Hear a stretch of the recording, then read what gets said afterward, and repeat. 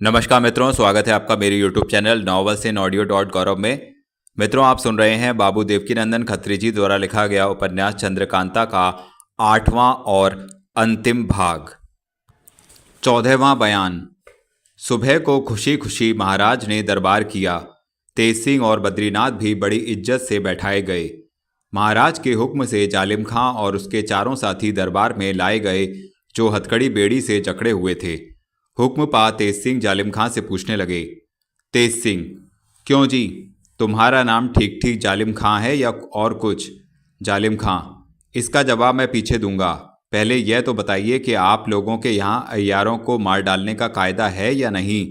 तेज सिंह: हमारे यहाँ क्या, हिंदुस्तान भर में कोई धर्मिष्ठ हिंदू राजा अय्यार को कभी जान से ना मारेगा। हाँ, वह अय्यार जो अपने कायदे से बाहर काम करेगा जरूर जान से मारा जाएगा। जालिम सिंह: तो क्या हम लोग मारे जाएंगे? तेज सिंह: यह खुशी महाराज की, मगर क्या तुम लोग अय्यार हो जो ऐसी बातें पूछते हो? जालिम सिंह: हाँ, हम लोग अय्यार हैं। तेज सिंह: राम राम, क्यों अय्यारी का नाम बदनाम करते हो? तुम तो पूरे डाकू हो। अय्यारी से तुम लोगों का क्या वास्ता? जालिम सिंह: हम लोग कई पुश्त से अय्यार होते आए हैं, कुछ आज नए अय्यार नहीं बने। तेज सिंह: तुम्हारे बाप दादा शायद अय्यार हुए हों, मगर तुम लोग तो खासे दुष्ट डाकुओं में हो। जालिम सिंह: जब आपने हमारा नाम डाकू ही रखा है तो बचने की कौन उम्मीद हो सकती है? तेज सिंह: जो हो, खैर यह तो बताओ कि तुम हो कौन? जालिम सिंह: जब मारे ही जाना है तो नाम बताकर बदनामी क्यों लें, और अपना पूरा हाल भी किस लिए कहें? हाँ, इसका वादा करो कि जान से ना मारोगे तो कहें। तेज सिंह: यह वादा कभी नहीं हो सकता, और अपना ठीक ठीक हाल भी तुमको झक मार के कहना होगा। जालिम सिंह: कभी नहीं कहेंगे। तेज सिंह: फिर जूते से तुम्हारे सिर की खूब खबर ली जाएगी। जालिम सिंह: चाहे जो हो।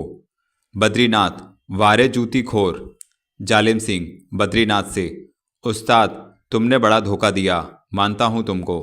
बद्रीनाथ: तुम्हारे मानने से क्या होता है? आज नहीं तो कल तुम लोगों के सिर धड़ से अलग दिखाई देंगे। जालिम सिंह: अफसोस कुछ करने ना पाए।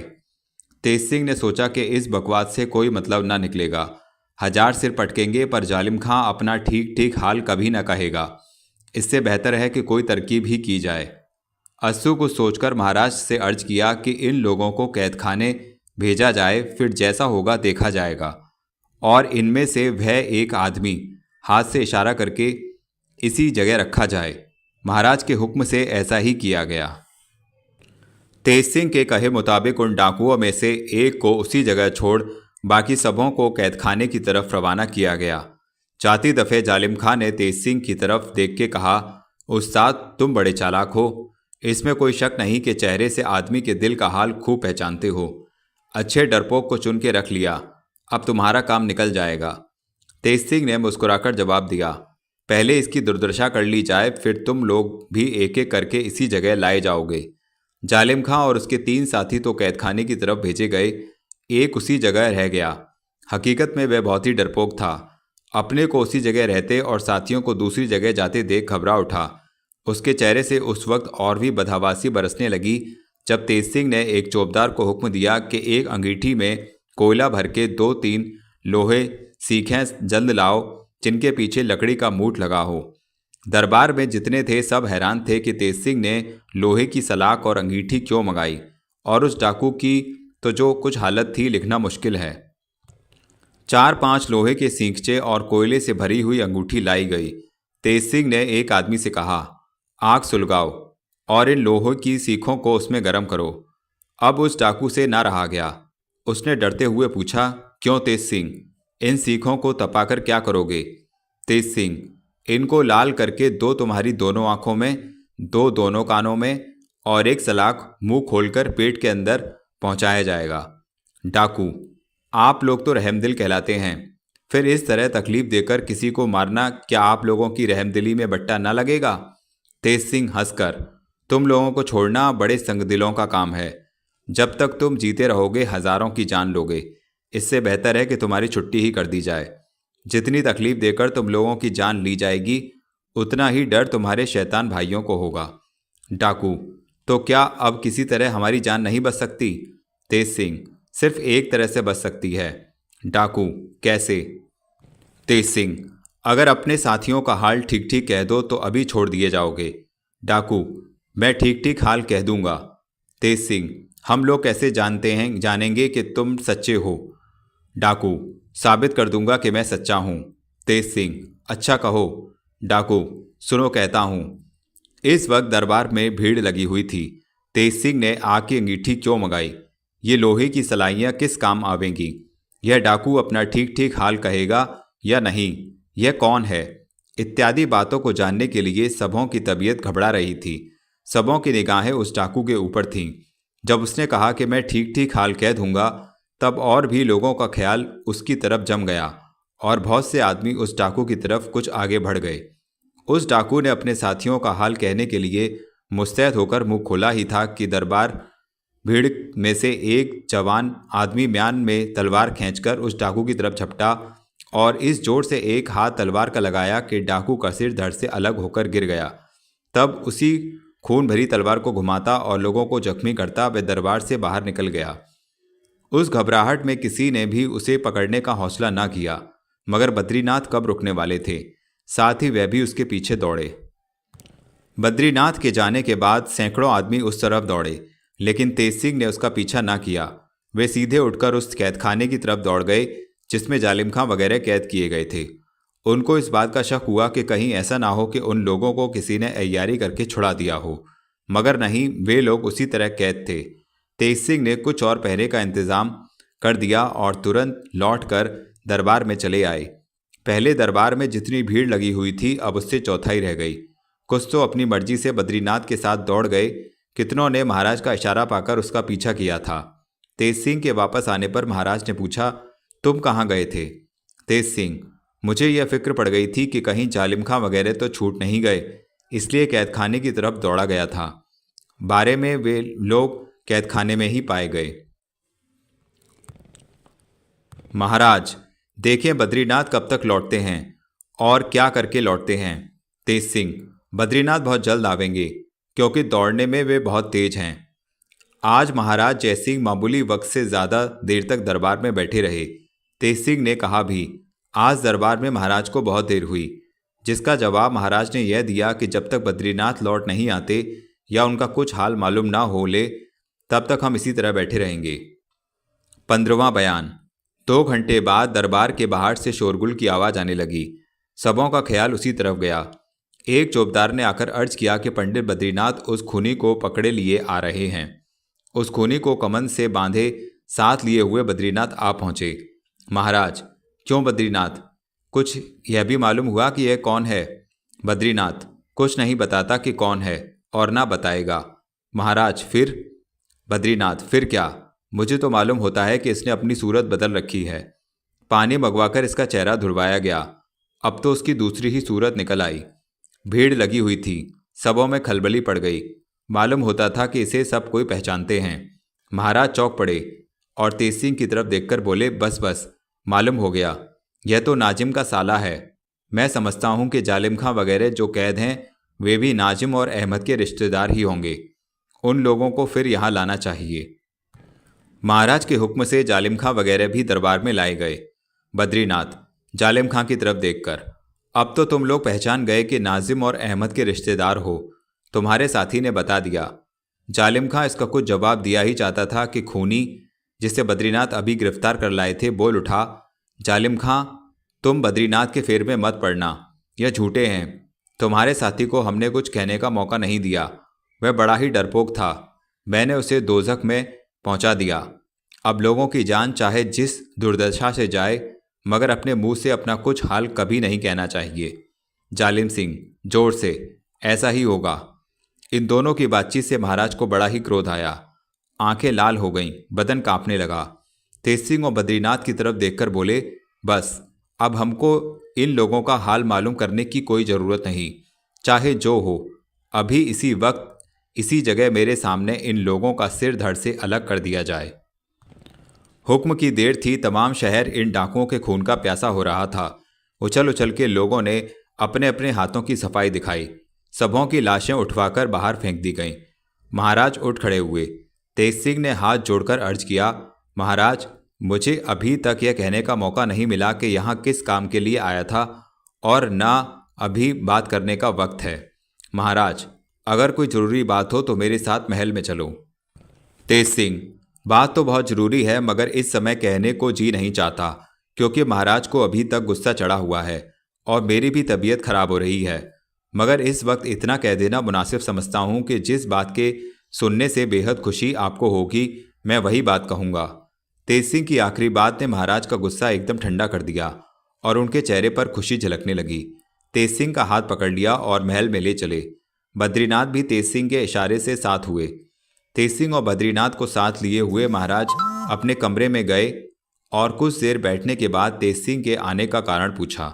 सब खुलासा कहने के बाद तेज सिंह ने कहा, अब आप और महाराज सुरेंद्र सिंह खो में चलें और सिद्धनाथ योगी की कृपा से कुमारी को साथ लेकर खुशी खुशी लौट आवें।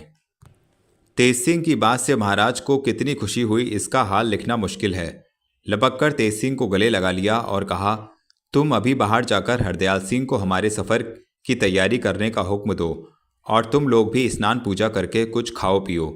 मैं जाकर कुमार की माँ को यह खुशखबरी सुनाता हूँ। आज के दिन का 3 हिस्सा तरद्दुद, रंज, गुस्से और खुशी में गुजर गया। किसी के मुंह से एक दाना अन्न का नहीं गया था।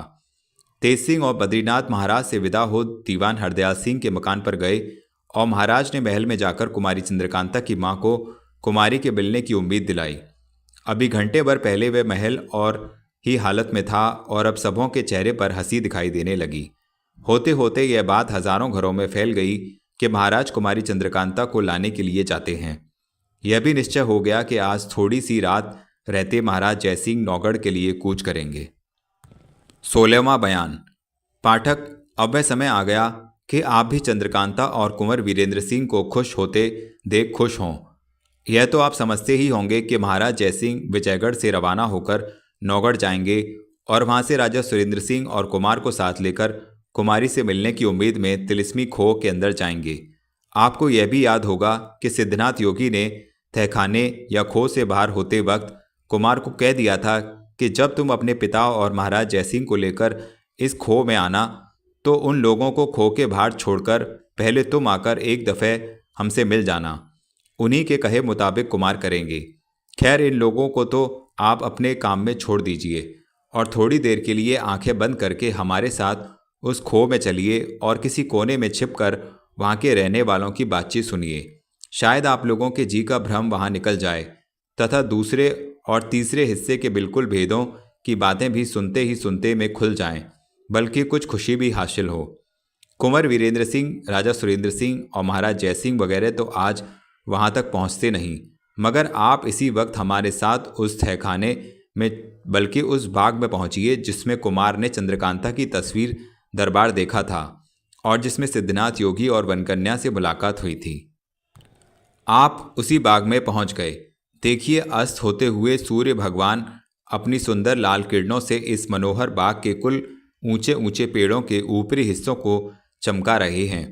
कुछ कुछ ठंडी हवा बाग की खूबसूरत नाजुक और खुशबूदार फूलों की महक चारों तरफ फैला रही है। देखिए, इस बाग के बीच वाले संगमरमर के चबूतरे पर 3 पलंग रखे हुए हैं जिनके ऊपर खूबसूरत खूबसूरत लौंडियाँ अच्छे अच्छे बिछौने बिछा रही हैं। खास करके बीच वाले जड़ाऊ पलंग की सजावट पर सबों का ध्यान ज़्यादा है।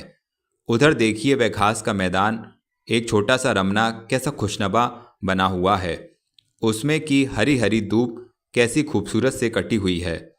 यकायक सब्ज मखमली फर्श में और इसमें कुछ भेद नहीं मालूम होता।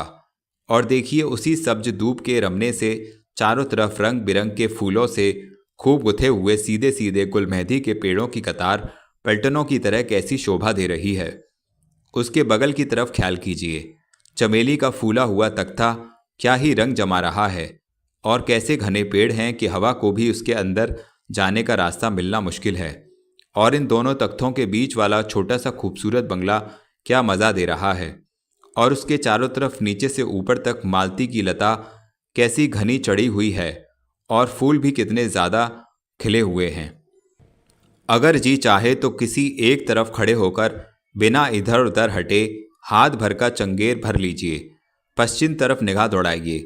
फूली हुई मेहंदी की टट्टी के नीचे जंगली रंग बिरंग के पत्तों वाले हाथ डेढ़ हाथ ऊंचे दरख्तों की चौहरी कतार क्या भली मालूम होती है, और उसके बुंदीकार सुर्खी लिए हुए सफ़ेद लकीरों वाले जर्द धारियों वाले लंबे घूंघर वाले बालों की तरह ऐंठे हुए पत्ते क्या कैफियत दिखा रहे हैं। और इधर उधर हट के दोनों तरफ तिनकोनिया तख्तों की भी रंगत देखिए, जो सिर्फ हाथ भर के ऊंचे रंगीन छिटकती हुई धारियों वाले पत्तों के जंगली पेड़ों यानी कोलियस के गमलों से पहाड़ी नुमा सजाए हुए हैं, और जिनके चारों तरफ रंग बिरंग के देशी फूल खिले हुए हैं।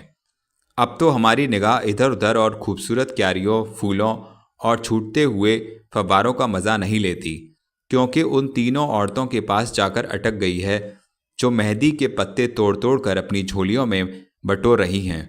यहाँ निगाह भी अदब करती है, क्योंकि उन तीनों औरतों में एक तो हमारे उपन्यास की ताज बनकन्या है और बाकी की दोनों उसकी प्यारी सखियाँ। बनकन्या की पोशाक तो सफ़ेद है, मगर उसकी दोनों प्यारी सखियों की सब्ज और सुर्ख। वे तीनों मेहंदी की पत्तियां तोड़ चुकीं, अब इसी संगमरमर के चबूतरे की तरफ चली आ रही हैं। शायद इन्हीं तीनों पलंगों पर बैठने का इरादा है।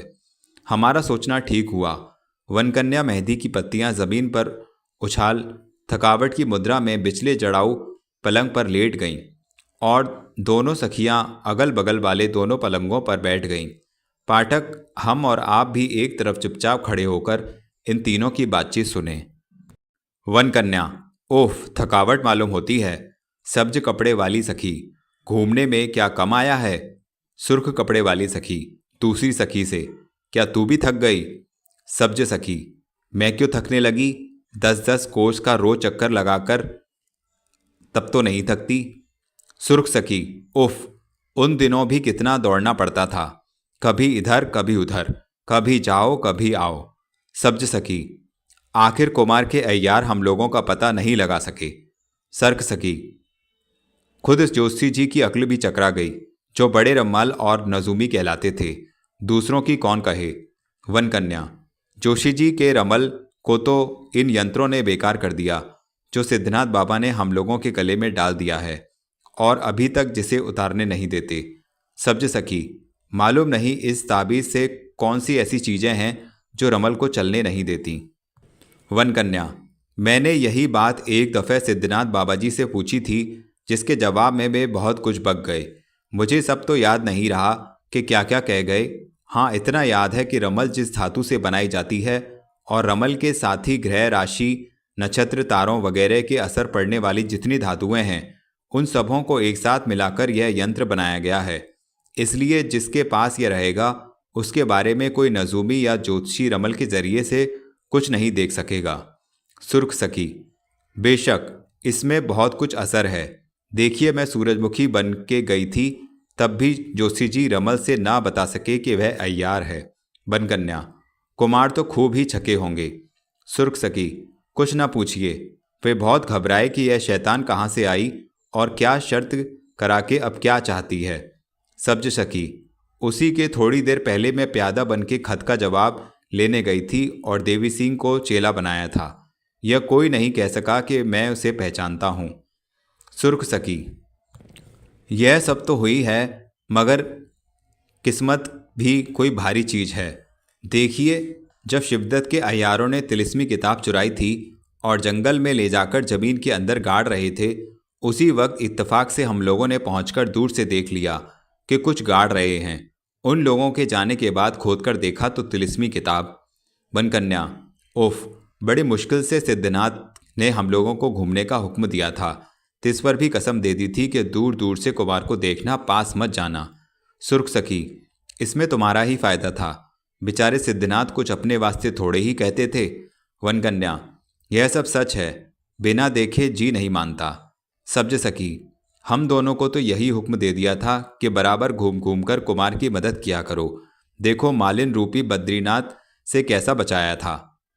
सुर्ख सखी: क्या अय्यार लोग पता लगाने की कम कोशिश करते थे, मगर यहाँ तो अय्यारों के गुरु घंटाल सिद्धनाथ हरदम मदद पर थे, उनके किए हो क्या सकता था। देखो गंगा जी में नाव के पास आते वक्त तेज सिंह, देवी सिंह और जोशी जी कैसे छके। हम लोगों ने सबों के कपड़े तक ले लिए। सब्ज सखी, हम लोग तो जानबूझकर उन लोगों को अपने साथ लाए ही थे। वन कन्या, चाहे वे अय्यार लोग कितने तेज हों, मगर हमारे सिद्धनाथ को नहीं पा सकते। हाँ, उन लोगों में तेज सिंह बड़ा चालाक है। सुर्ख सखी, तेज सिंह बहुत चालाक है तो क्या हुआ, मगर हमारे सिद्धनाथ तेज सिंह के भी बाप हैं। वन कन्या हंसकर, इसका हाल तो तुम ही जानो। सुर्ख सखी, आप तो दिल लगी करती हैं। सब्ज सखी, हकीकत में सिद्धनाथ ने कुमार और उनके अय्यारों को बड़ा भारी धोखा दिया। उन लोगों को इस बात का ख्याल तक ना आया कि इस खो वाले तिलिस्म को सिद्धनाथ बाबा जी हम लोगों के हाथ से फतेह करा रहे हैं। सुर्ख सखी, जब हम लोग अंदर से इस खो का दरवाज़ा बंद करके तिलिस्म तोड़ रहे थे, तब तेज सिंह बद्रीनाथ की गठरी लेकर इसमें आए थे, मगर दरवाज़ा बंद पाकर लौट गए। वन कन्या, बड़े ही घबराए होंगे कि अंदर से इसका दरवाज़ा किसने बंद कर दिया। सुर्ख सखी, जरूर घबराए होंगे। इसी में क्या कई बातों में हम लोगों ने कुमार और उनके अय्यारों को धोखा दिया था। देखिए, मैं उधर तो सूरजमुखी बन के कह आई कि शिवदत्त को छुड़ा दूंगी, और इधर इस बात की कसम खिलाकर कि कुमार से दुश्मनी ना करेंगे शिवदत्त को छोड़ दिया। उन लोगों ने भी जरूर सोचा होगा कि सूरजमुखी भी कोई भारी शैतान है। वन कन्या, मगर फिर भी हरामजादे शिवदत्त ने धोखा दिया और कुमार से दुश्मनी करने पर कमर बांधी। उसके कसम का कोई एतबार नहीं। सुर्ख सखी, इसी से फिर हम लोगों ने गिरफ्तार भी तो कर लिया और तिलिस्मी किताब पाकर फिर कुमार को दे दी। हाँ, क्रूर सिंह ने एक दफ़े हम लोगों को पहचान लिया, तब मैंने सोचा कि अब अगर यह जीता बचा तो सब भंडा फूट जाएगा। बस लड़ ही तो गई, आखिर मेरे हाथ से उसकी मौत लिखी थी, मारा गया। सब्ज सखी, उस मुए को धुन सवारती कि हम ही तिलिस्म फतेह करके खजाना ले लें। वन कन्या, मुझको तो इसी बात की बड़ी खुशी है कि यह खो वाला तिलिस्म मेरे हाथ से फतेह हुआ। सुर्ख सखी, इसमें काम ही कितना था, तिस पर सिद्धनाथ बाबा की मदद। वन कन्या, खैर एक बात तो है। 17वां बयान। अपनी जगह पर दीवान हरदयाल सिंह को छोड़ तेज सिंह और बद्रीनाथ को साथ लेकर महाराज जयसिंह विजयगढ़ से नौगढ़ की तरफ रवाना हुए। साथ में सिर्फ 500 आदमियों का झमेला था। एक दिन रास्ते में लगा, दूसरे दिन नौगढ़ के करीब पहुंचकर डेरा डाला। राजा सुरेंद्र सिंह को महाराज जयसिंह के पहुंचने की खबर लगी। उसी वक्त अपने मुसाहबों और सरदारों को साथ ले इस्तकबाल के लिए गए और अपने साथ शहर में ले आए। महाराज जयसिंह के लिए पहले ही से एक मकान सजा रखा था, उसी में उनका डेरा डलवाया और जाफत के लिए कहा, मगर महाराज जयसिंह ने जाफत से इनकार किया और कहा कि कई वजहों से मैं आपकी जाफत मंजूर नहीं कर सकता। आप मेहरबानी करके इसके लिए जिद ना करें, बल्कि सबब भी ना पूछें कि जाफत से क्यों इनकार करता हूँ। राजा सुरेंद्र सिंह इसका सबब समझ गए और जी में बहुत खुश हुए। रात के वक्त कुंवर वीरेंद्र सिंह और बाकी के अय्यार लोग भी महाराज जयसिंह से मिले।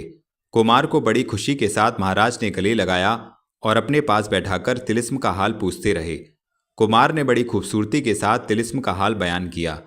रात ही को यह पक्की राय ठहरी कि सवेरे सूरज निकलने के पहले तिलिस्मी खो में सिद्धनाथ बाबा से मिलने के लिए रवाना होंगे।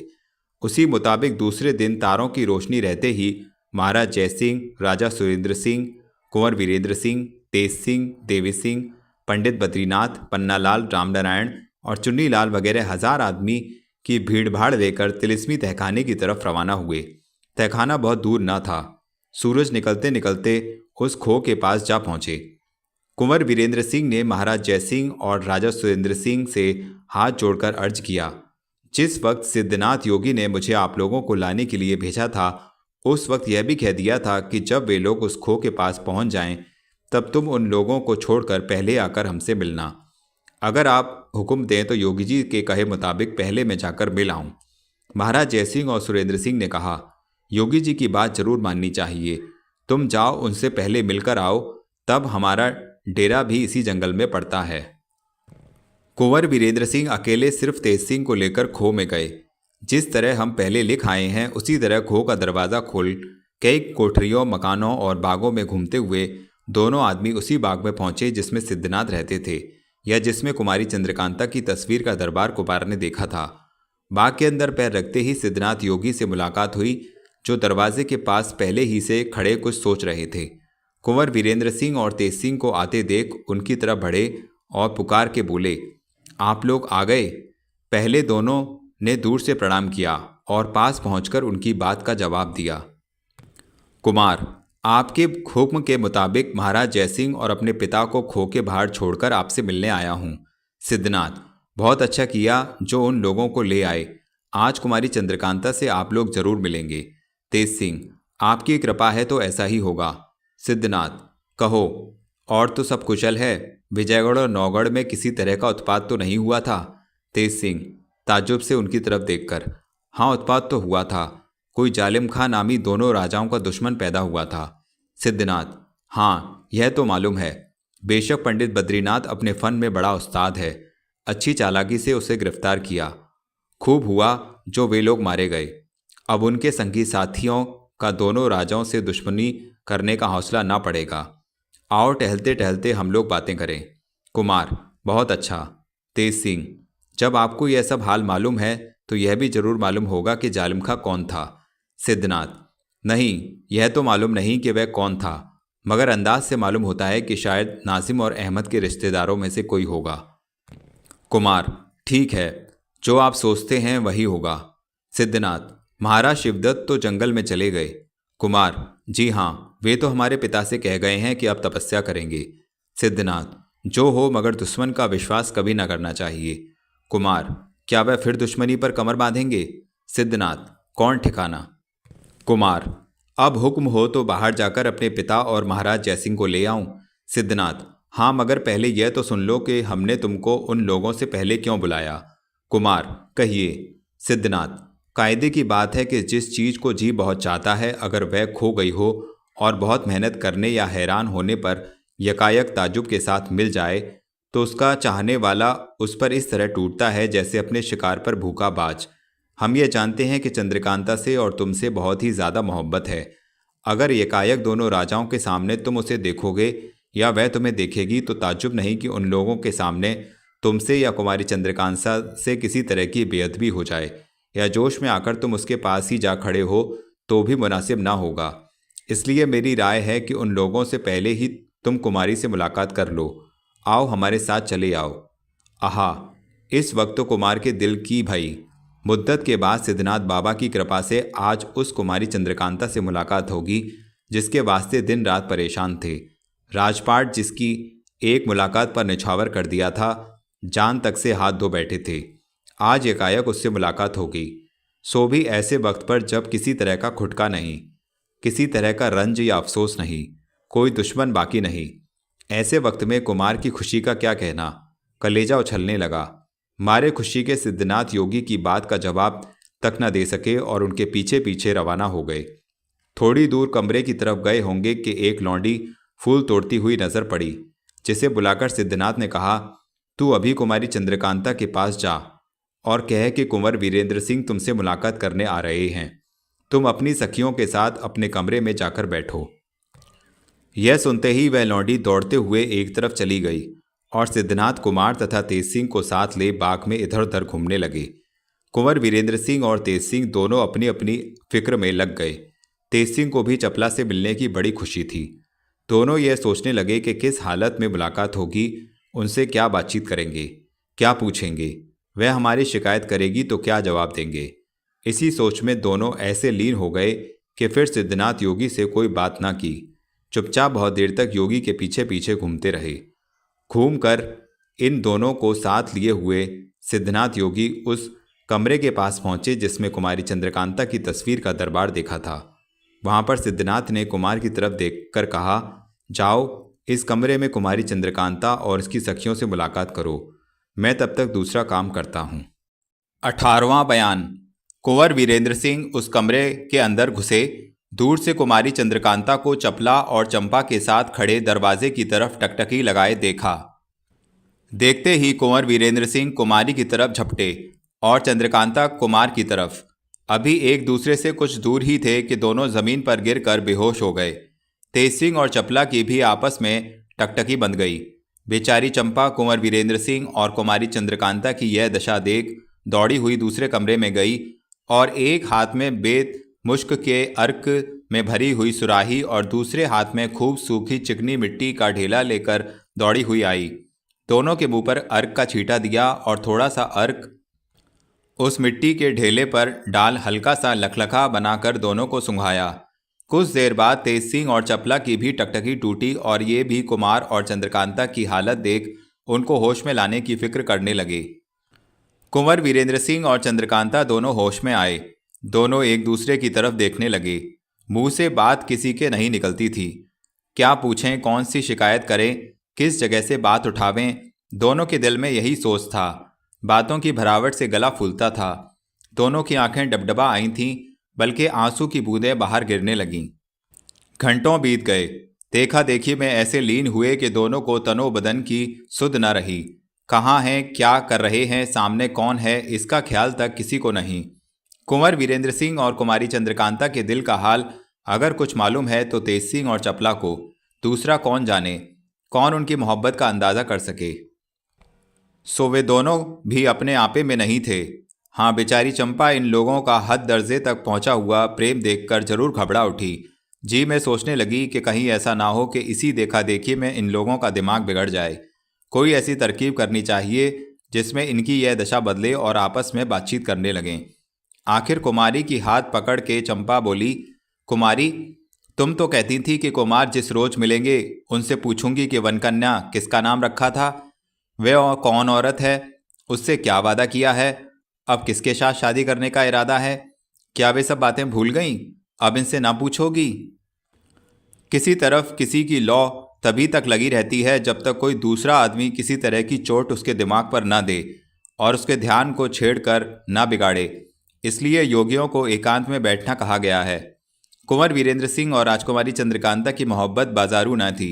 वे दोनों एक रूप हो रहे थे। दिल ही दिल में अपनी जुदाई का सदमा एक ने दूसरे से कहा और दोनों समझ गए, मगर किसी पास वाले को मालूम ना हुआ क्योंकि जुबान दोनों की बंद थी। हाँ, चंपा की बात ने दोनों को चौंका दिया। दोनों की चार आंखें जो एक हो रही थीं हिल डोल कर नीचे की तरफ हो गईं और सिर नीचा किए हुए दोनों कुछ कुछ बोलने लगे। क्या जाने वे दोनों क्या बोलते थे और क्या समझते थे, उनकी वे ही जाने। बेसिर पैर की टूटी फूटी पागलों की सी बातें कौन सुने, किसके समझ में आए।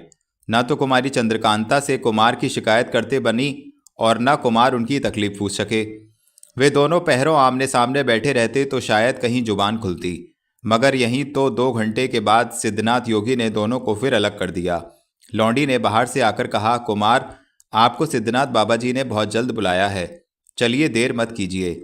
कुमार की यह मजाल ना थी कि सिद्धनाथ योगी की बात टालते।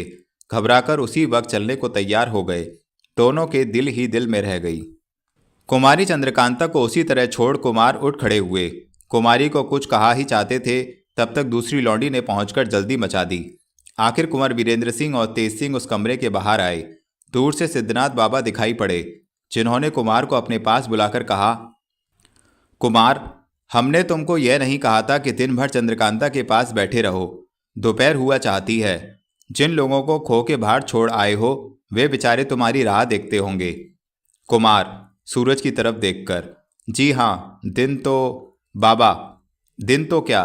कुमार सक पकाने से होकर, देर तो जरूर कुछ हो गई। अब हुक्म हो तो जाकर अपने पिता और महाराज जयसिंह को जल्दी से ले आऊं। बाबा, हाँ जाओ, उन लोगों को यहाँ ले आओ, मगर मेरी तरफ से दोनों राजाओं को कह देना कि इस खो के अंदर उन्हीं लोगों को अपने साथ लावें जो कुमारी चंद्रकांता को देख सकें या जिनके सामने वह हो सके। कुमार, बहुत अच्छा। बाबा, जाओ, अब देर ना करो। कुमार, प्रणाम करता हूँ बाबा जी। इसकी कोई ज़रूरत नहीं, क्योंकि आज ही तुम फिर लौटोगे। तेज सिंह, दंडवत। बाबा, तुमको तो जन भर दंडवत करने का मौका मिलेगा, मगर इस वक्त इस बात का ख्याल रखना कि तुम लोगों की जुबानी कुमारी से मिलने का हाल खो के बाहर वाले ना सुने, और आती वक्त अगर दिन थोड़ा रहे तो आज मत आना। तेज सिंह, जी नहीं, हम लोग क्यों कहने लगे। बाबा, अच्छा जाओ। दोनों आदमी सिद्धनाथ बाबा से विदा हो उसी मामूली राह से गिरते फिरते खो के बाहर आए। दिन दोपहर से कुछ ज़्यादा जा चुका था। उस वक्त तक कुमार ने स्नान पूजा कुछ नहीं की थी। लश्कर में जाकर राजा सुरेंद्र सिंह और महाराज जयसिंह से मिले और सिद्धनाथ योगी का संदेशा दिया। दोनों ने पूछा कि बाबा जी ने तुमको सबसे पहले क्यों बुलाया था। इसके जवाब में जो कुछ मुनासिब समझा कहकर दोनों अपने अपने डेरे में गए और स्नान पूजा करके कुछ भोजन किया। राजा सुरेंद्र सिंह तथा महाराज जयसिंह एकांत में बैठकर इस बात की सलाह करने लगे कि हम लोग अपने साथ किस किस को कोह के अंदर ले चलें। सुरेंद्र सिंह: योगी जी ने तो कहला भेजा है कि उन्हीं लोगों को अपने साथ खो में लाओ जिनके सामने कुमारी हो सके। जय सिंह: हम, आप, कुमार और तेज सिंह तो जरूर ही चलेंगे, बाकी जिस जिस को आप चाहें ले लें। सुरेंद्र सिंह: बहुत आदमियों को साथ ले चलने की कोई ज़रूरत नहीं। हाँ, अय्यारों को जरूर ले चलना चाहिए क्योंकि इन लोगों से किसी किस्म का पर्दा रह नहीं सकता, बल्कि अय्यारों से पर्दा रखना ही मुनासिब नहीं है। जय सिंह: आपका कहना बहुत ठीक है। इन अय्यारों के सिवाय और कोई इस लायक नहीं जिसे अपने साथ खो में ले चलें। बातचीत की राय पक्की करते दिन थोड़ा रह गया। सुरेंद्र सिंह ने तेज सिंह को उसी जगह बुलाकर पूछा कि यहाँ से चलकर बाबा जी के पास पहुँचने में कितनी देर लगती है। तेज सिंह ने जवाब दिया, अगर इधर उधर ख्याल न करके सीधे ही चलें तो 5-6 घड़ी में उस बाग तक पहुँचेंगे जिसमें बाबा जी रहते हैं। मगर मेरी राय इस वक्त वहाँ चलने की नहीं है क्योंकि दिन बहुत थोड़ा ही रह गया है और इस खो में बड़े बेढब रास्ते से चलना होगा। अगर अंधेरा हो गया तो एक कदम आगे चल नहीं सकेंगे। कुमारी को देखने के लिए महाराज जयसिंह बहुत घबरा रहे थे, मगर इस वक्त तेज सिंह की राय उनको कबूल करनी पड़ी और दूसरे दिन सुबह को खो में चलने की राय ठहरी। 19वां बयान। बहुत सवेरे महाराज जयसिंह, राजा सुरेंद्र सिंह और कुमार अपने कुल अय्यारों को साथ ले खो के दरवाजे पर आए। तेज सिंह ने दोनों ताले खोले, जिन्हें देख महाराज जयसिंह और सुरेंद्र सिंह बहुत हैरान हुए। खो के अंदर जाकर तो इन लोगों की और भी कैफियत हो गई। ताज्जुब भरी निगाहों से चारों तरफ देखते और तारीफ करते थे। घूमते फिराते कई ताज्जुब की चीज़ों को दिखाते और कुछ हाल समझाते सबों को साथ लिए हुए तेज सिंह उस बाग के दरवाजे पर पहुंचे जिसमें सिद्धनाथ रहते थे। इन लोगों के पहुंचने के पहले ही वे सिद्धनाथ इस्तकबाल के लिए दरवाजे पर मौजूद थे।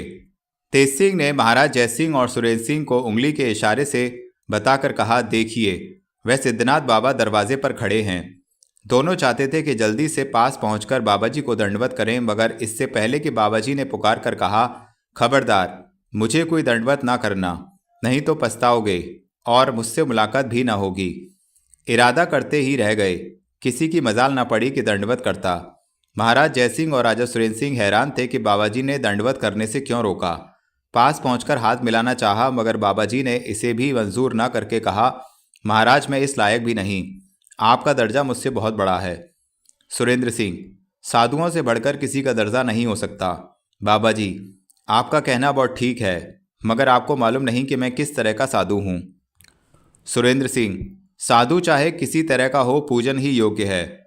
बाबा जी, किसी तरह का हो मगर साधु हो तब तो। सुरेंद्र सिंह, तो आप हैं कौन? बाबा जी, कोई भी नहीं। जय सिंह, आपकी बातें ऐसी हैं जो कुछ समझ ही में नहीं आती और बात बात में ताज्जुब, सोच और घबराहट बढ़ती है। बाबा जी हंसकर, अच्छा आइए इस बाग में चलिए।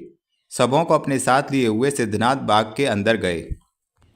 पाठक, घड़ी घड़ी इस बाग की तारीफ करना तथा हर एक गुल, बूटे और पत्तियों की कैफियत लिखना मुझे मंजूर नहीं, क्योंकि इस छोटे से ग्रंथ को शुरू से इस वक्त तक मुख्तसर ही में लिखता चला आया हूँ।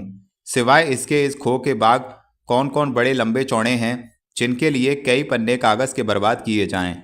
लेकिन इतना कहना जरूर है कि इस खो में जितने बाग हैं, चाहे छोटे भी हों, मगर सबों की ही सजावट अच्छी है और फूलों के सिवाय पहाड़ी खुशनुमा पत्तियों की बाहर कहीं बढ़ी चढ़ी है। महाराज जयसिंह, राजा सुरेंद्र सिंह, कुंवर वीरेंद्र सिंह और उनके अय्यारों को साथ लिए घूमते हुए बाबा जी उसी दीवान खाने में पहुँचे जिसमें कुमारी का दरबार कुमार ने देखा था। बल्कि ऐसा क्यों नहीं कहते कि अभी कल ही जिस कमरे में कुमार खास कुमारी चंद्रकांता से मिले थे। जिस तरह की सजावट आज इस दीवान खाने की है, इसके पहले कुमार ने नहीं देखी थी। बीच में एक कीमती गद्दी बिछी हुई थी। बाबा जी ने उसी पर राजा सुरेंद्र सिंह, महाराज जयसिंह और कुंवर वीरेंद्र सिंह को बैठाकर उनके दोनों तरफ दर्जे व दर्जे अय्यारों को बैठाया और आप भी उन्हीं लोगों के सामने एक मृगशाला पर बैठ गए जो पहले ही से बिछा हुआ था। इसके बाद बातचीत होने लगी। बाबा जी, महाराज जयसिंह और सुरेंद्र सिंह की तरफ देखकर, आप लोग कुशल से तो हैं? दोनों राजा, आपकी कृपा से बहुत आनंद है और आज तो आपसे मिलकर जी बहुत प्रसन्न हुआ। बाबा जी, आप लोगों को यहाँ तक आने की तकलीफ हुई, इसे माफ़ कीजिएगा।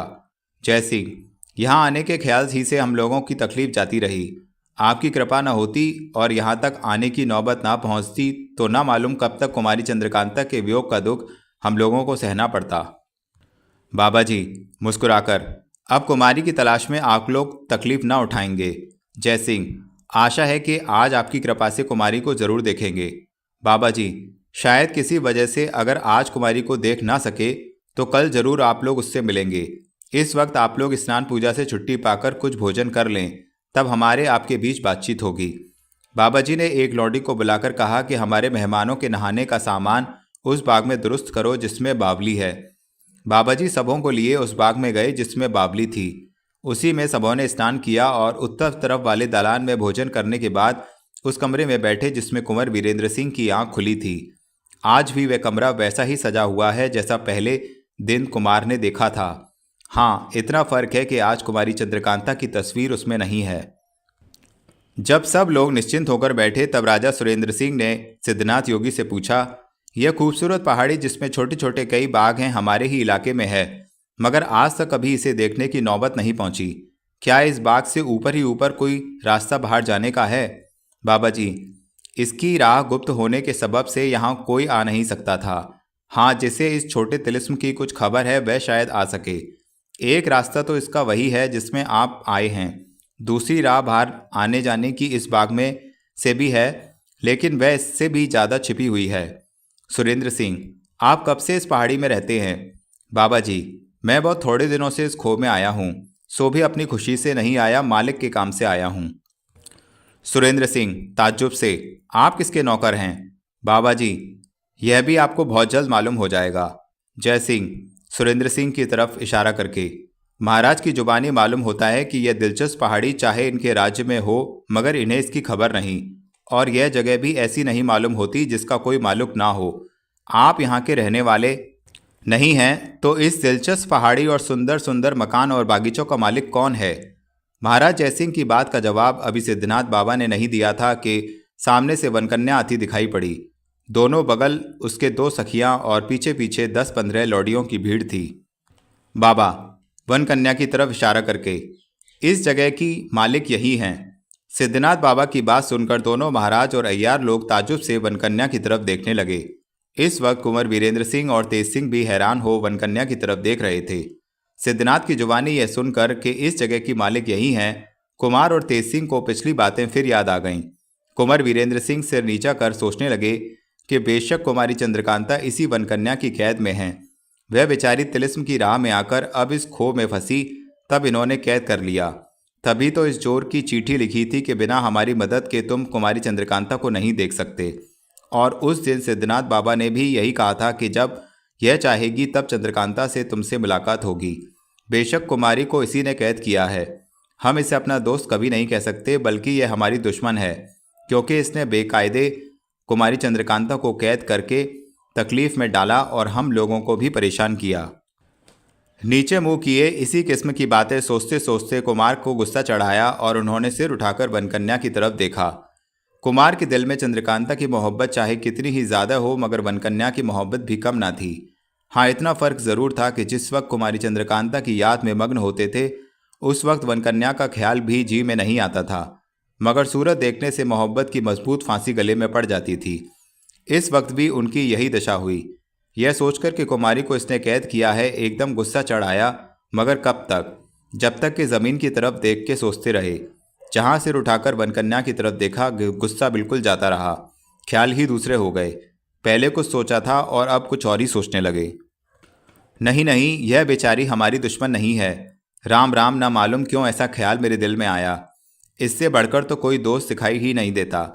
अगर यह हमारी मदद ना करती तो तिलिस्म का टूटना मुश्किल हो जाता।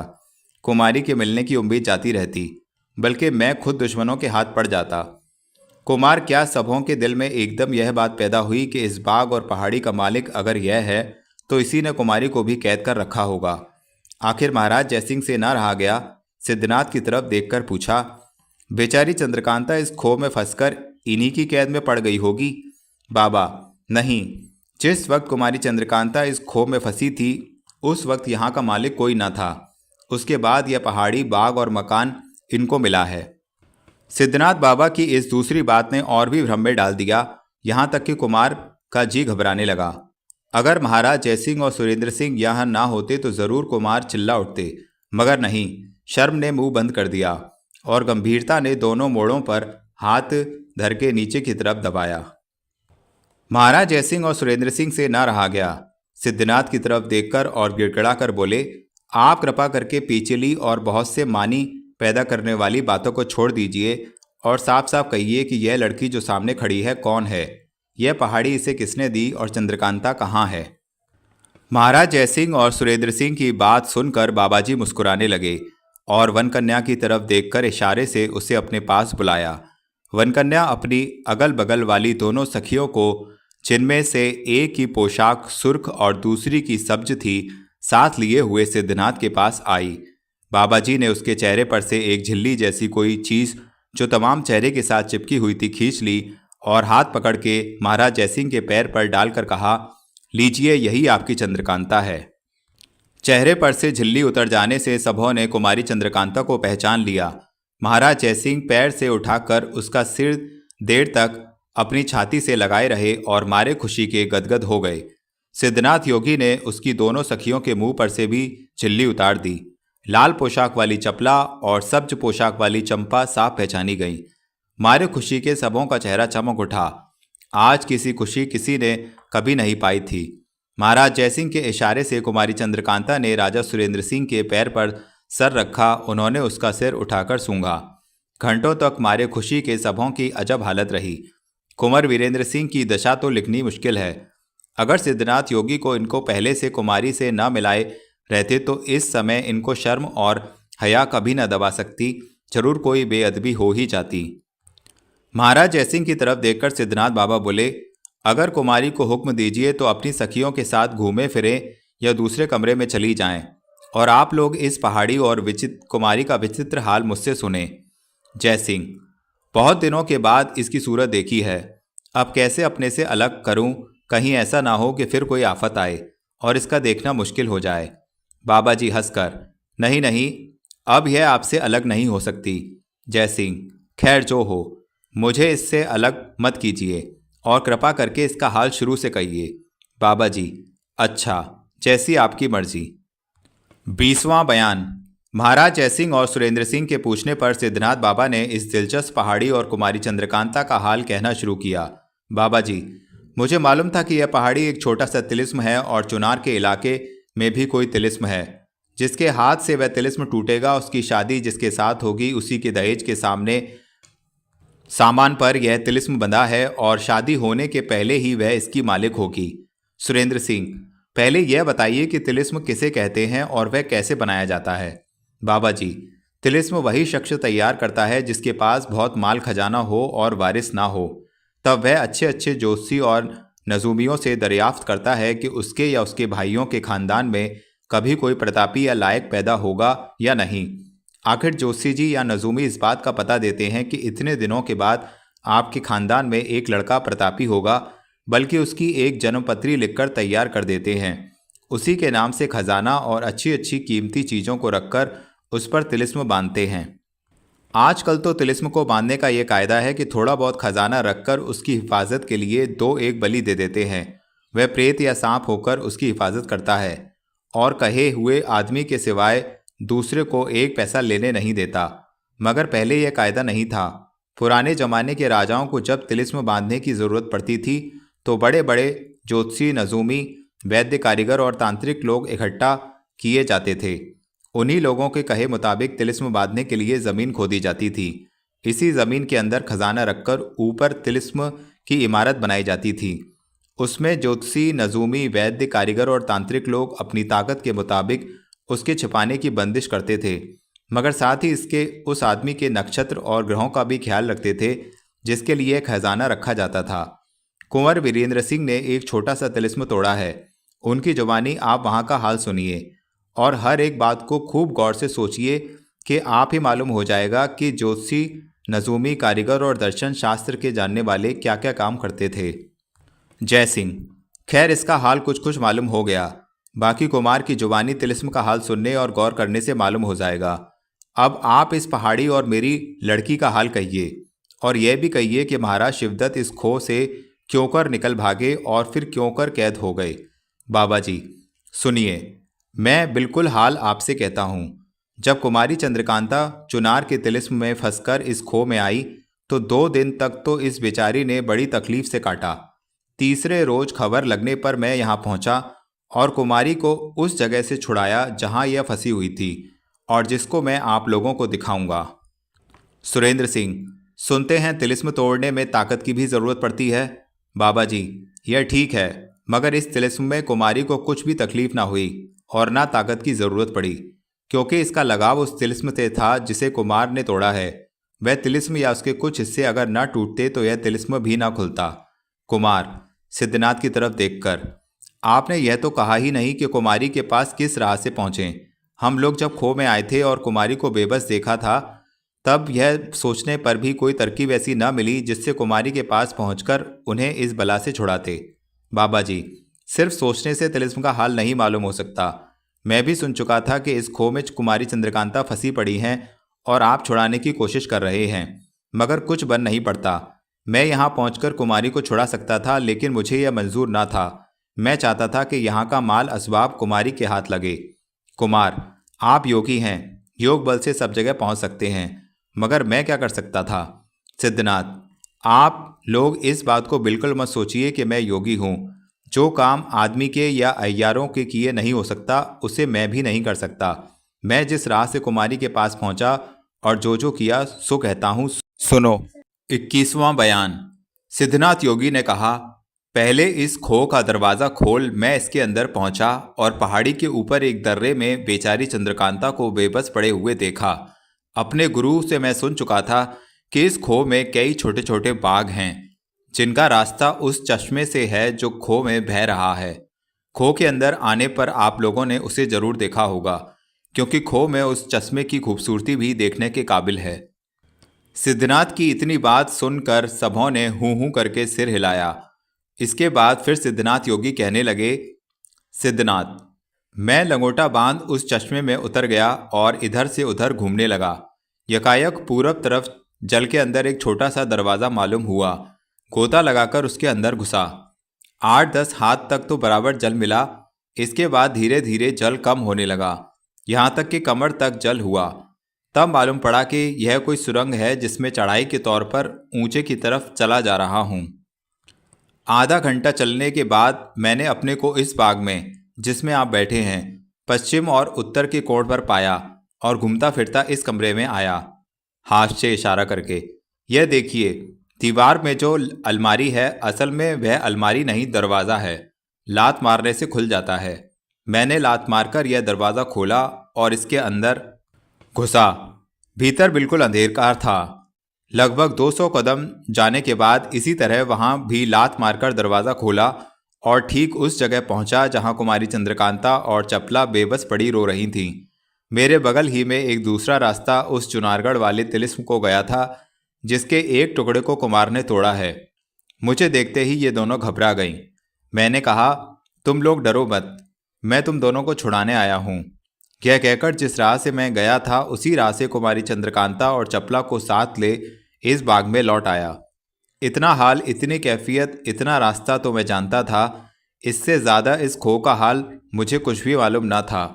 कुमारी और चपला को खो के बाहर कर देना या घर पहुंचा देना मेरे लिए कोई बड़ी बात न थी, मगर नहीं, मुझको यह मंजूर था कि यह छोटा सा तिलिस्म कुमारी के हाथ से टूटे और यहाँ का माल असबाब इनके हाथ लगे। मैं क्या, सभी कोई इस बात को जानते होंगे और सबों को यकीन होगा कि कुमारी चंद्रकांता को इस कैद से छुड़ाने के लिए ही कुमार चुनारगढ़ वाले तिलिस्म को तोड़ रहे थे। माल खजाने की इनको लालच न थी। अगर मैं कुमारी को यहाँ से निकाल कर आपके पास पहुँचा देता तो कुमार उस तिलिस्म को तोड़ना बंद कर देते और वहाँ का खजाना भी यूं ही रह जाता। मैं आप लोगों की बढ़ती चाहने वाला हूँ। मुझे यह कब मंजूर हो सकता था कि इतना माल असबाब बर्बाद हो जावे और कुमार या कुमारी चंद्रकांता को ना मिले। मैंने अपने जी का हाल कुमारी और चपला से कहा और यह भी कहा कि अगर मेरी बात ना मानोगी तो तुम्हें इसी बाग में छोड़कर मैं चला जाऊंगा। आखिर लाचार होकर कुमारी ने मेरी बात मंजूर की और कसम खाई कि मेरे कहने के खिलाफ कोई काम ना करेंगी। मुझे यह तो मालूम ही ना था कि यहाँ का माल असबाब क्यों कर हाथ लगेगा और इस खजाने की ताली कहाँ है, मगर यह यकीन हो गया कि कुमारी जरूर इस तिलिस्म की मालिक होंगी। इसी फिक्र में 2 रोज तक परेशान रहा। इन बागीचों की हालत बिल्कुल खराब थी, मगर 2-4 फलों के पेड़ ऐसे थे कि हम तीनों ने तकलीफ ना पाई। 3 दिन पूर्णिमा थी। मैं उस बावली के किनारे बैठा कुछ सोच रहा था। कुमारी और चपला इधर उधर टहल रही थीं। इतने में चपला दौड़ी हुई मेरे पास आई और बोली, जल्दी चलिए, इस बाग में एक ताज्जुब की बात दिखाई पड़ रही है। मैं सुनते ही उठ खड़ा हुआ और चपला के साथ वहां गया जहां कुमारी चंद्रकांता पूरब की दीवार तले खड़ी गौर से कुछ देख रही थी। मुझे देखते ही कुमारी ने कहा, बाबा जी देखिए, इस दीवार की जड़ में एक सुराख है जिनमें से सफ़ेद रंग की कितनी बड़ी बड़ी चींटियां निकल रही हैं। यह क्या मामला है? मैंने अपने उस्ताद से सुना था कि सफ़ेद चींटियां जहां नज़र पड़े समझना कि वहां ज़रूर कोई खजाना या खजाने की ताली है। यह ख्याल करके मैंने अपनी कमर से खंजर निकाल कुमारी के हाथ में दिया और कहा कि तुम इस जमीन को खोदो। अस्तु मेरे कहे मुताबिक कुमारी ने उस जमीन को खोदा। हाथ ही भर के बाद कांच की छोटी सी हांडी निकली जिसका मुंह बंद था। कुमारी ही के हाथ में वह हांडी मैंने तोड़वाई। उसके भीतर किसी किस्म का तेल भरा हुआ था और जो हांडी के टूटते ही बह गया और ताली का एक गुच्छा उसके अंदर से मिला, जिसे पाकर मैं बहुत खुश हुआ। दूसरे दिन कुमारी चंद्रकांता के हाथ में ताली का गुच्छा देकर मैंने कहा कि चारों तरफ घूम घूम कर देखो, जहां ताला नजर पड़े इन तालियों में से किसी ताली को लगाकर खोलो। मैं भी तुम्हारे साथ साथ चलता हूँ। मुख्तसर ही मैं बयान करके इस बात को ख़त्म करता हूँ। इस गुच्छे में 30 तालियां थीं। कई दिनों में खोजकर हम लोगों ने 30 ताले खोले। 3 दरवाजे तो ऐसे मिले जिनसे हम लोग ऊपर ही ऊपर इस तिलिस्म के बाहर हो जाएं। 4 बाग और 23 कोठरियां असबाब और खजाने की निकलीं, जिनमें हर एक किस्म का अमीरी का सामान और बेहद खजाना मौजूद था। जब ऊपर ही ऊपर तिलिस्म से बाहर हो जाने का रास्ता मिला, तब मैं अपने घर गया और कई लौंडियां और ज़रूरी चीज़ें कुमारी के वास्ते लेकर फिर यहाँ आया। कई दिनों में यहाँ के सब ताले खोले गए। तब तक यहाँ रहते रहते कुमारी की तबीयत घबरा गई। मुझसे कई दफ़े इन्होंने कहा कि इस तिलिस्म के बाहर घूमा फिरना चाहती हूँ। बहुत जिद करने पर मैंने इस बात को मंजूर किया। अपनी कारीगरी से इन लोगों की सूरत बदली और 2-3 घोड़े भी ला दिए, जिन पर सवार होकर ये लोग कभी कभी तिलिस्म के बाहर घूमने जाया करती। इस बात की ताकीद करती थी कि अपने को छुपाए रहें, जिसमें कोई पहचानने ना पावे। इन्होंने भी हमारी बात पूरे तौर पर मानी और जहाँ तक हो सका अपने को छिपाया। इसी बीच में धीरे धीरे इन बागों की भी दुरुस्ती की गई। कुंवर वीरेंद्र सिंह ने उस तिलिस्म का खजाना हासिल किया और यहाँ का भी माल असबाब जो कुछ छुपा था मिल गया। जयसिंह की तरफ देखकर, आज तक यह कुमारी चंद्रकांता मेरी लड़की या मालिक थी। जब आपकी जमा आपके हवाले करता हूँ। महाराज शिवदत्त की रानी पर रहम खाकर कुमारी ने दोनों को छोड़ दिया था और इस बात की कसम खिला ली थी कि कुमार से किसी तरह की दुश्मनी ना करेंगे, मगर उस दुष्ट ने ना माना। पुराने साथियों से मुलाकात होने पर फिर बदमाशी पर कमर बांधी और कुमार के पीछे लश्कर की तबाही करने लगा। आखिर लाचार होकर मैंने उसे गिरफ्तार किया और इस खो में उसी ठिकाने पर ला रखा जहां कुमार ने उसे कैद करके डाल दिया था। अब और जो कुछ आपको पूछना हो पूछिए, मैं सब हाल कहकर आप लोगों की शंका मिटाऊं। सुरेंद्र सिंह, पूछने की तो बहुत सी बातें थी, मगर इस वक्त इतनी खुशी हुई है कि वे तमाम बातें भूल गया हूँ। क्या पूछूं? खैर, फिर किसी वक्त पूछ लूँगा। अब आप यह कहिए कि आप कौन हैं, कहाँ रहते हैं और यहाँ पहुँचकर कुमारी की मदद आपने क्यों की? जय सिंह, हाँ, यही सवाल मेरा भी है, क्योंकि आपका हाल जब तक नहीं मालूम होता तबीयत की घबराहट नहीं मिटती। तिस पर आप कई दफ़े कह चुके हैं कि मैं योगी या महात्मा नहीं हूँ। यह सुनकर हम लोग और भी घबरा रहे हैं कि अगर आप वह नहीं जो सूरज से जाहिर हैं तो फिर कौन हैं? बाबा, खैर यह भी मालूम हो जाएगा। जय सिंह, कुमारी चंद्रकांता की तरफ देखकर, बेटी क्या तुम भी नहीं जानती कि यह योगी कौन है? चंद्रकांता हाथ जोड़कर, मैं तो सब कुछ जानती हूँ, मगर कहूँ क्यों कर? इन्होंने तो मुझे सख्त कसम खिला ली है, इसी से मैं कुछ भी नहीं कह सकती। बाबा जी, आप जल्दी क्यों करते हैं? अभी थोड़ी देर में मेरा हाल भी आपको मालूम हो जाएगा। पहले चलकर उन चीज़ों को देखिए जो कुमारी चंद्रकांता को इस तिलिस्म में मिली हैं। जय सिंह, जैसी आपकी मर्जी। बाबा जी उसी वक्त उठ खड़े हुए और सबों को साथ ले दूसरे बाग की तरफ चले। 22वां बयान। बाबा जी वहां से उठकर महाराज जयसिंह वगैरह को साथ ले दूसरे बाग में पहुंचे और वहां घूमकर तमाम बाग, इमारत, खजाना और सब असबाबों को दिखलाने लगे जो इस तिलिस्म में से कुमारी ने पाया था। महाराज जयसिंह उन सब चीज़ों को देखते ही एकदम बोल उठे, वाह वाह, धन्य थे वे लोग जिन्होंने इतनी दौलत इकट्ठी की थी। मैं अपना बिल्कुल राज्य बेचकर भी अगर इस तरह के दहेज का सामान इकट्ठा करना चाहता तो इसका चौथाई भी न कर सकता था। सबसे ज़्यादा खजाना और जवाहिर खाना उस बाग और दीवान खाने के तहखाने में नज़र पड़ा जहां कुंवर वीरेंद्र सिंह ने कुमारी चंद्रकांता की तस्वीर का दरबार देखा था। तीसरे और इस चौथे हिस्से के शुरू में इस पहाड़ी बाग, कोठरियों और रास्तों का कुछ हाल हम लिख चुके हैं। 2-3 दिनों में सिद्ध बाबा ने इन लोगों को उन जगहों की सैर कराई। जब इन सब कामों से छुट्टी मिली और सब कोई दीवान खाने में बैठे, उस वक्त महाराज जयसिंह ने सिद्ध बाबा से कहा, आपने जो कुछ हमारी चंद्रकांता की मदद करके उसकी जान बचाई, उसका एहसान तमाम उम्र हम लोगों के सिर पर रहेगा। अब जिस तरह हो आप अपना हाल कहकर हम लोगों के तरद्दुद को दूर कीजिए। अब सब्र नहीं किया जाता। महाराज जयसिंह की बात सुन सिद्ध बाबा मुस्कुराकर बोले, मैं अभी अपना हाल आप लोगों पर जाहिर करता हूँ, जरा सब्र कीजिए। इतना कहकर जोर से जफील बजाई। उसी वक्त 3-4 लौंडियां दौड़ती हुई उनके पास खड़ी हो गईं। सिद्धनाथ बाबा ने हुक्म दिया, हमारे नहाने के लिए जल और पहनने के लिए असली कपड़ों का संदूक इस कोठड़ी से लाकर जल्द रखो। आज से इस मृगशाला और लंबी दाढ़ी को इस्तीफा दूंगा। थोड़ी ही देर में सिद्ध बाबा के हुक्म की तालीम हो गई। तब तक इधर उधर की बातें होती रहीं। इसके बाद सिद्ध बाबा उठकर उस कोठरी में चले गए जिसमें उनके नहाने का जल और पहनने के कपड़े रखे थे।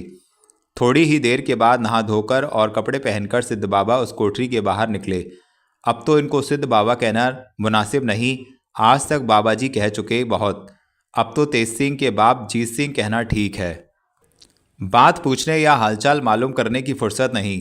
महाराज सुरेंद्र सिंह तो जीत सिंह को पहचानते ही उठे और यह कह के कि तुम मेरे भाई से भी 1000 दर्जे बढ़ के हो, गले लगा लिया। और फिर कहा, जब महाराज शिवदत्त और कुमार से लड़ाई हुई तो तुमने सिर्फ 500 सवार लेकर कुमार की मदद की थी। आज तो तुमने कुमार से भी बढ़कर नाम पैदा किया और पुश्त हापुश्त के लिए नौगढ़ और विजयगढ़ दोनों राज्यों के ऊपर अपने एहसान का बोझ रखा। देर तक गले लगाए रहे। इसके बाद महाराज जयसिंह ने भी उन्हें बराबरी का दर्जा देकर गले लगाया। तेज सिंह और देवी सिंह वगैरह ने भी बड़ी खुशी से उनकी पूजा की। अब मालूम हुआ कि कुमारी चंद्रकांता की जान बचाने वाले, नौगढ़ और विजयगढ़ दोनों राज्यों की इज्जत रखने वाले, दोनों राज्यों की तरक्की करने वाले, आज तक अच्छे अच्छे अय्यारों को धोखे में डालने वाले, कुंवर वीरेंद्र सिंह को धोखे में डालकर विचित्र तमाशा दिखाने वाले, पहाड़ी से कूदते हुए कुमार को रोककर जान बचाने वाले और चुनार राज्य में फतेह का डंका बजाने वाले सिद्धनाथ योगी बने हुए यही महात्मा जीत सिंह थे। इस वक्त की खुशी का क्या अंदाजा है। अपने अपने में सब ऐसे मग्न हो रहे हैं कि त्रिभुवन की संपत्ति की तरफ हाथ उठाने को जी नहीं चाहता। कुंवर वीरेंद्र सिंह को कुमारी चंद्रकांता से मिलने की खुशी जैसी थी आप खुद ही सोच सकते हैं। इसके सिवाय इस बात की खुशी भी बेहद हुई कि सिद्धनाथ का एहसान किसी के सर न हुआ, या अगर हुआ तो जीत सिंह का। सिद्धनाथ बाबा तो कुछ थे ही नहीं। इस वक्त महाराज जयसिंह और सुरेंद्र सिंह का आपस में दिली प्रेम इतना बढ़ चढ़ रहा है, वे ही जानते होंगे। कुमारी चंद्रकांता को घर ले जाने के बाद शादी के लिए खत भेजने की ताप किसे। जयसिंह ने उसी वक्त कुमारी चंद्रकांता का हाथ पकड़ के राजा सुरेंद्र सिंह के पैर पर डाल दिया और डबडबाई आंखों को पोंछकर कहा, आप आज्ञा कीजिए, मैं इस लड़की को अपने घर ले जाऊं और जात बिरादरी तथा पंडित लोगों के सामने कुंवर वीरेंद्र सिंह की लौंडी बनाऊं। राजा सुरेंद्र सिंह ने कुमारी को अपने पैर से उठाया और बड़ी मोहब्बत के साथ महाराज जयसिंह को गले लगाकर कहा, जहां तक जल्द हो सके आप कुमारी को लेकर विजयगढ़ जाएं, क्योंकि इसकी माँ बेचारी मारे गम के सूखकर कांटा हो रही होगी। उसके बाद महाराज सुरेंद्र सिंह ने जीत सिंह से पूछा, अब क्या करना चाहिए। जीत सिंह, अब सबों को यहाँ से चलना चाहिए, मगर मेरी समझ में यहाँ से माल असबाब और खजाने को लेकर चलने की कोई ज़रूरत नहीं, क्योंकि अव्वल तो यह माल असबाब सिवाय कुमारी चंद्रकांता के और किसी के मतलब का नहीं, इसलिए कि दहेज का माल है। इसकी तालियां भी पहले ही से इनके कब्जे में हो रही हैं। यहाँ से उठाकर ले जाना और फिर इनके साथ भेजकर लोगों को दिखाने की कोई ज़रूरत नहीं। दूसरे, यहाँ की आबो हवा कुमारी को बहुत पसंद है। जहाँ तक मैं समझता हूँ कुमारी चंद्रकांता फिर यहाँ आकर कुछ दिन जरूर रहेंगी, इसलिए हम लोगों को यहाँ से खाली हाथ सिर्फ कुमारी चंद्रकांता को लेकर बाहर होना चाहिए।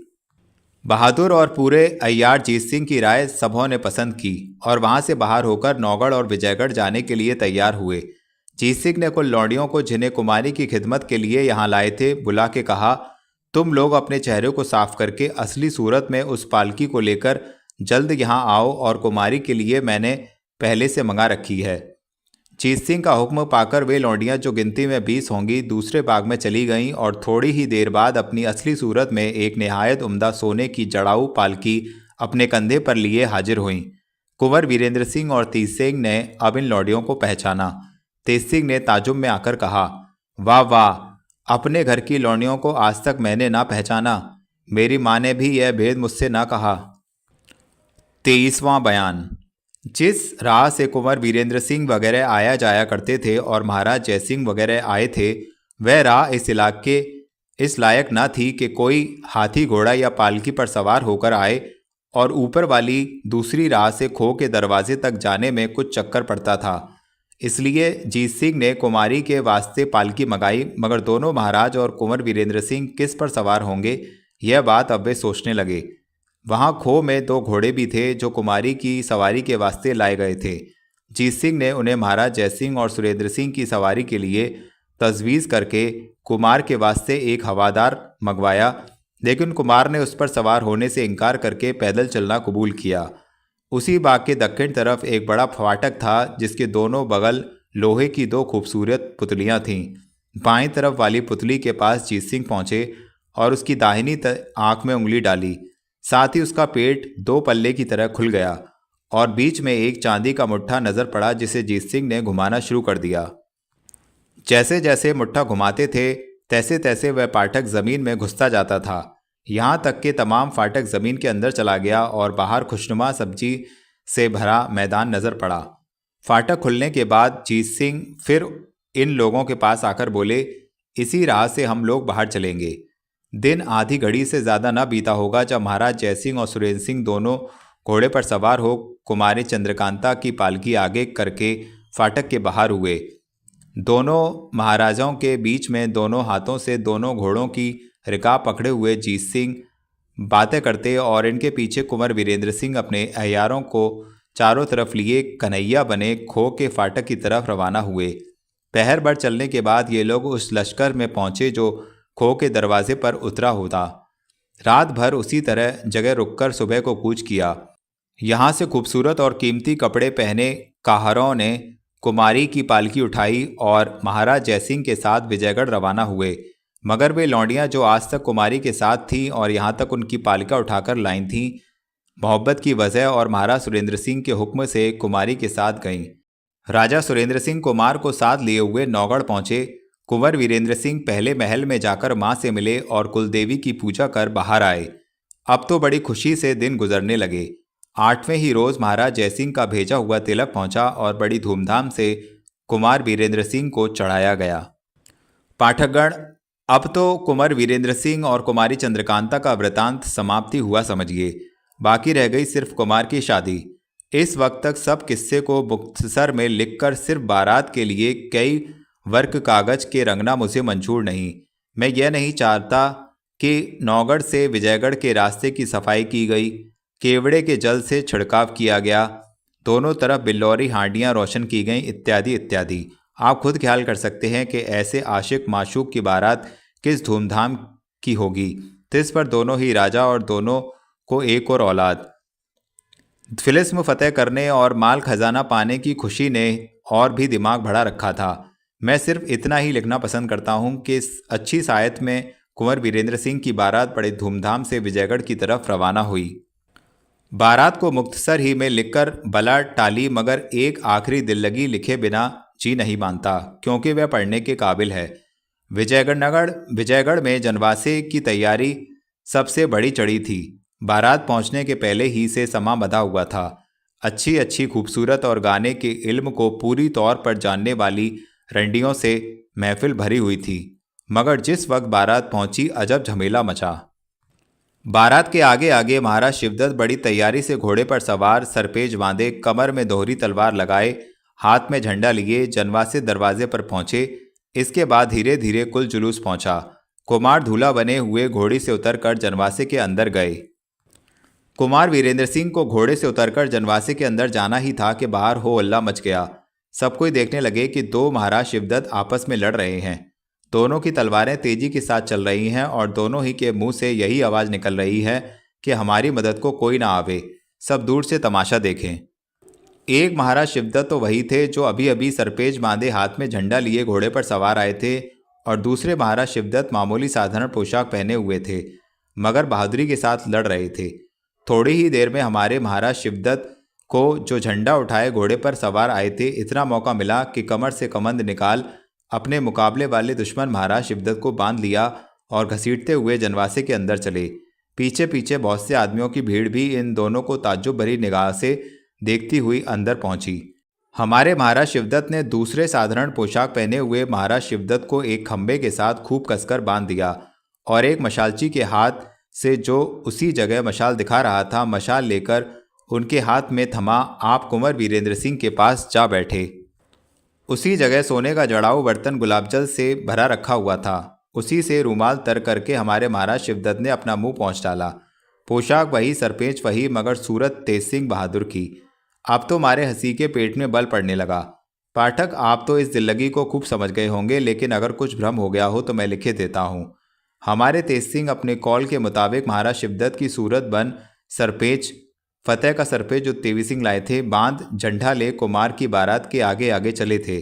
उधर महाराज शिवदत्त जो महाराज सुरेंद्र सिंह से जान बचा तपस्या का बहाना कर जंगल में चले गए थे, कुंवर वीरेंद्र सिंह की बारात की कैफियत देखने आए। फकीरी करने का तो बहाना ही था, असल में तो तबीयत से बदमाशी और कुटाई गई नहीं थी। महाराज शिवदत्त बारात की कैफियत देखने आए, मगर आगे आगे झंडा हाथ में लिए अपनी सूरत देख समझ गए कि किसी अय्यार की बदमाशी है। छत्रीपन का खून जोश में आ गया, गुस्से को संभाल न सके, तलवार निकालकर लड़ ही तो गए। आखिर नतीजा यह हुआ कि उनको महफिल में मशालची बनना पड़ा और कुंवर वीरेंद्र सिंह की शादी खुशी खुशी कुमारी चंद्रकांता के साथ हो गई। तो मित्रों, इस प्रकार चंद्रकांता की कहानी, जो अजब गजब तिलिस्म, अय्यारी, रहस्य, रोमांच से भरी हुई है, समाप्त हुई।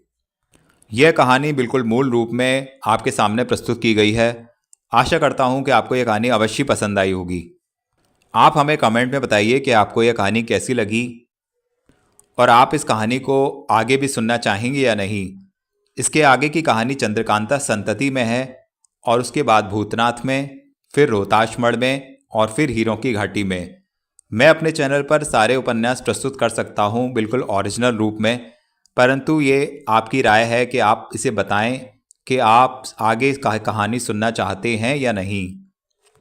और इन वीडियोस को आप चंद्रकांता के वीडियोस को, और इसके अलावा जो हमारे चैनल पर गुलशन नंदा के वीडियोस पड़े हुए हैं उनके उपन्यासों के, और गोपाल राम गहमरी जी के, रानू के, राजवंश जी के उपन्यासों के, आदि दुर्लभ उपन्यास हमारे चैनल पर हैं।